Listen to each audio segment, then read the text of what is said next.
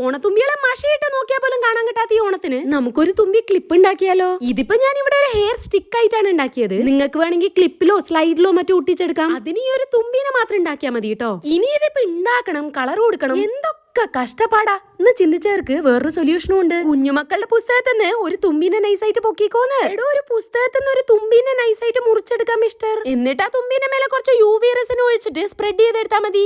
ഈ ഓണത്തിനപ്പൊ പൊളിക്കല്ലേ? ഈ ഓണത്തുമ്പിനെ നിങ്ങൾക്ക് ഇഷ്ടായോ? അപ്പൊ ഇനി ഇന്നത്തെ ഡേയിന്റെ സ്നേക് പിക്. ഇന്നാച്ചുന്റെ സ്കൂളിലെ ഫാൻസി ഡ്രസ് കോമ്പറ്റീഷൻ ആണ്. ഒരുക്കം കണ്ടിട്ട് ഹർഭജൻ സിംഗ് സ്വാമിജി ആയ പോലെ ഉണ്ടോ? എന്നാ നമ്മുടെ ഉദ്ദേശം അതല്ല. വലിയ ചെലവുകളൊന്നും ഇല്ലാണ്ട് ഒരു ബുദ്ധനെ ആക്കി എടുക്കാനുള്ള തത്രപ്പാടിലാണ്. നമ്മുടെ ബുദ്ധൻ എന്താ പറയാനല്ലേ നോക്കിയാലോ? എന്താ പറയാ അച്ഛൻ? എന്താ പറയാ?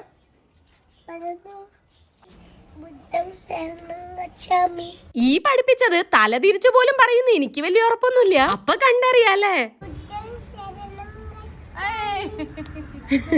ഈ കോമ്പറ്റീഷനിൽ പാരന്റ്സിന് ഇൻവിറ്റേഷൻ ഇല്ല. അതുകൊണ്ട് തന്നെ അവനെ ഞാൻ ജസ്റ്റ് ഒന്ന് ഡ്രോപ്പ് ചെയ്യാൻ പോയതാണ്. ആ സമയത്ത് ദേണ്ടട വേറെ കുറെ കത്തിവേഷങ്ങൾ ഇറങ്ങി വരുന്നു. ഇതേതോ സിനിമയിൽ പറയുന്നത് പോലെ ചോറ് വന്നു, അവിയൽ വന്നു, പായസം വന്നു, അവസാനം ഹൾക്കും സ്പൈഡർമാനും വരെ എത്തിയിട്ടുണ്ട്. ഈ കോമ്പറ്റീഷനിൽ ആര് ജയിക്കുന്നുള്ളത് ഞാൻ അടുത്ത വീഡിയോയിൽ പറയാട്ടോ.